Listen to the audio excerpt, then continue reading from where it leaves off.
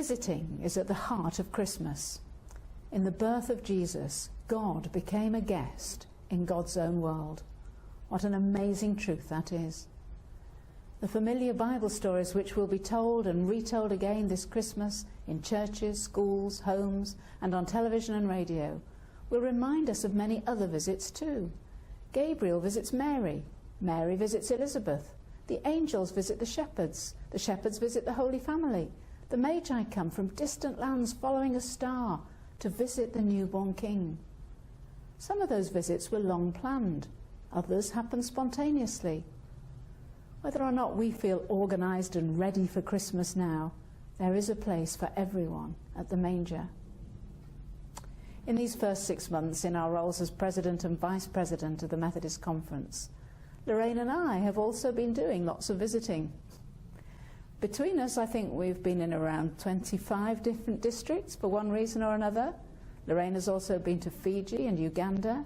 I've been to Ethiopia and earlier in the year to Russia. We think we've slept in around 50 different beds in total. We're both so grateful for the hospitality shown to us and the generosity of individuals, churches, circuits and districts who have always made us feel welcome, who have always ensured that there is room at the inn. Often there have been special little touches to make us feel at home. Decaffeinated coffee for both of us, for example. Already during this year, we have made new friends, spoken with many of our Methodist people, had some challenging and wonderful conversations, visited churches and cathedrals, holiday camps, food banks, palaces, new buildings, historic buildings, homes, shopping centres, new urban villages, rural villages, and so much more. And very recently, we joined in with a brilliant 3-Generate weekend in Southport. I loved every minute and learned so much about how our children and young people, all 1,200 of them, from all around the connection, have so much to offer us and how they want to change the world. They were wonderfully prophetic, which was the theme of the weekend, as they made their voices heard and talked about the things they believed God was calling them to and how God was moving through them in the world today. They were truly inspirational. I stood in awe and admiration. That visit has changed me. So together we want to reflect a little further on this idea of visitation as we share greetings with you this Christmas. The former Archbishop of Canterbury, Lord Coggan, said, "When God intends to make something wonderful, he begins with a difficulty. When he intends to make something very wonderful, he begins with an impossibility."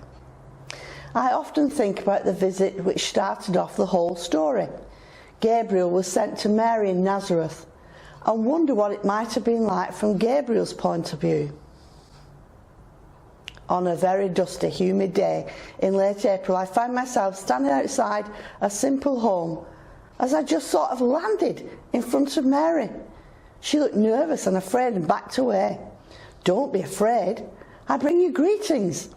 I sounded a bit like a tape message, so I lowered my voice and changed the script a bit. "Mary, love, you're going to have a baby." Now I know this is a bit of a shock. She looked horrified. This baby is very, very special, and it's God's son. By this time she was as white as sheet, but I ploughed on. "Mary, you have been especially chosen." I knew what that felt like. Boy, was this hard. I was beginning to wonder if she'd ever speak to me. God has chosen you to give birth to his son. You're a special person. You're precious to God. And at that moment the whole atmosphere changed. And at last she spoke. This young girl, this vulnerable, frightened person spoke, and her voice was soft and gentle. "Me? Chosen? Why?" Of course, we know how this story continues. That visit changed the course of history as Mary found the courage to accept her role. Praise the Lord. Perhaps not quite so dramatically, but at a different level, every visit has the potential to change things. Making each visit count, making each visit special, learning and sharing something significant in each place is part of the joy and challenge of our year, but perhaps also part of the joy and challenge of this season for all of us. As we receive visitors, can we show the grace and openness that Mary showed? And as we visit others, can we do so with the care of the Magi? Christmas might also be a good time to make an unplanned visit, perhaps to someone who'll be spending time on their own or in hospital. Let's do that with the enthusiasm of the shepherds. As we all reflect on the visits we have made in this last year in the light of the Christmas story, I find myself thinking about a shepherd I met on a remote mountainside in Ethiopia in August. Through the work of All We Can and their partner organisation on the ground, he was now rearing a different breed of sheep, which was more profitable. This meeting had a timeless quality about it. It was not difficult to imagine angels appearing, good news being announced, a journey into the nearest town ensuing. And again, I felt wonder and joy at the ordinariness which runs through the extraordinary story of the birth in Bethlehem. No one was excluded then, no one should be excluded now. The shepherd, Gratitude, told us that he was also a part-time priest in the Ethiopian Orthodox Church. "You're a shepherd and a priest?" I asked. He nodded. "A bit like Jesus?" I suggested. He beamed.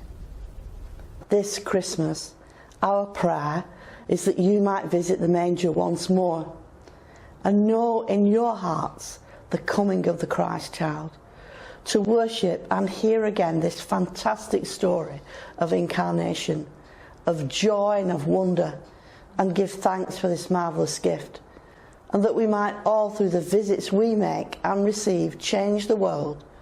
O come, all ye faithful, joyful and triumphant. Come ye, O come ye to Bethlehem. Come and behold him, born the King of angels. O come, let us adore him, Christ the Lord.